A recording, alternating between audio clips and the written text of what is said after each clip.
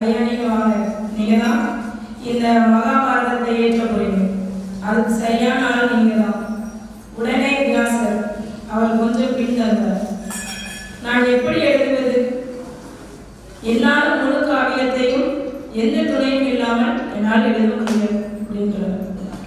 உடனே பிரம்மதேவர் சொல்றாரு, சரி, உங்களுக்கு துணையாக யார் வர வேண்டும் அவரை அழையுங்கள். கண்டிப்பாக இந்த மகாபாரத காவியத்தை என்ன செய்ய வேண்டும், எழுத வேண்டும் அப்படின்றார். உடனே வியாசரின் மனதுக்கு யார் வருகிறார்? நம்மளுடைய விநாயகர் நினைவு வருகிறார். விநாயகர் சுறுசுறுப்பும் ஞானமும் சக்தியும் எல்லா விதத்திலையும் முதல் கடவுளால் விளங்குவார். ஞானமூர்த்தி, ஞானமானவனே, முழு முதல் பொருளே அப்படி சொல்லிதான் நம்ம வணங்குவோம். அப்போ இந்த